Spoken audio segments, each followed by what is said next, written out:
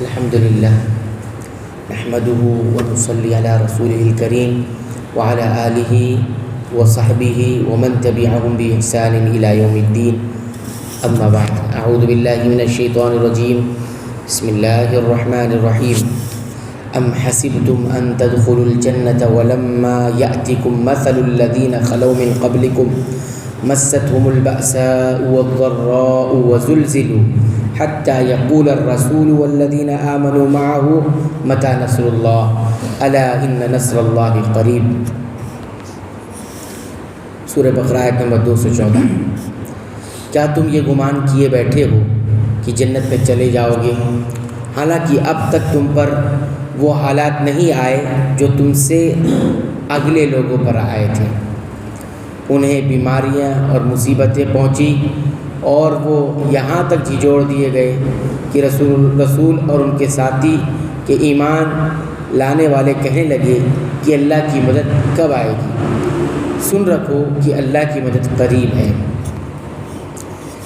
ہجرت مدینہ کے بعد جب مسلمانوں کو یہودیوں، منافقوں اور مشرکین عرب سے مختلف قسم کی ایذائیں، تکلیفیں پہنچی تو بعض مسلمانوں نے نبی کریم صلی اللہ علیہ وسلم سے شکایت کی، جس پر مسلمانوں کی تسلی کے لیے یہ آیت بھی نازل ہوئی.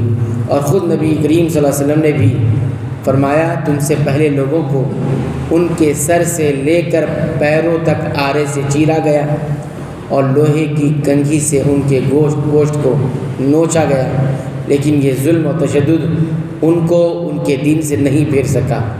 پھر فرمایا کہ اللہ کی قسم، اللہ تعالیٰ اس معاملے کو مکمل یعنی اسلام کو غالب فرمائے گا.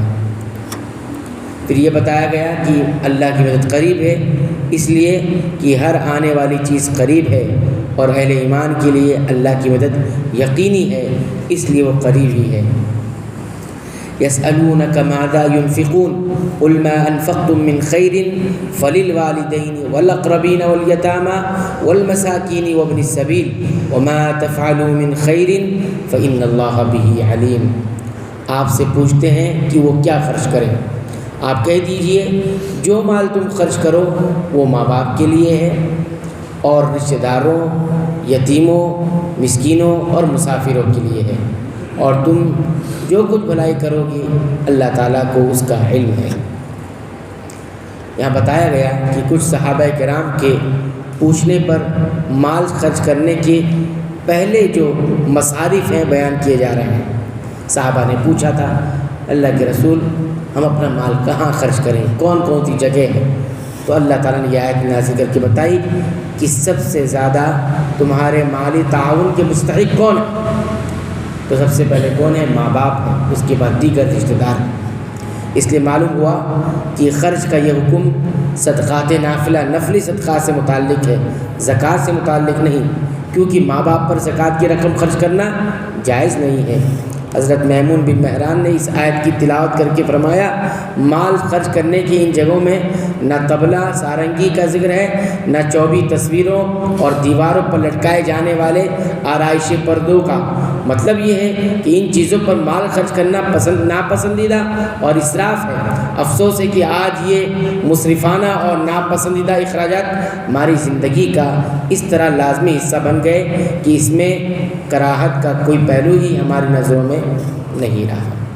اللہ تعالیٰ سے دعا ہے رب العالمین تو ہمیں قرآن کریم کی ان آیات پر غور کر کے اس کے مطابق عمل کی توفیق عطا فرما، قرآن کریم کی پابندی کی تلاوت کی توفیق عطا فرما، اس کو سمجھ کر پڑھنے کی توفیق عطا فرما، اس کے مطابق عمل کی توفیق عطا فرما. اے اللہ تو ہمیں بخش دے، ہمارے والدین کو بخش دے، تمام مسلمانوں، مومنوں، اہل توحید کی مغفرت فرما. آمین.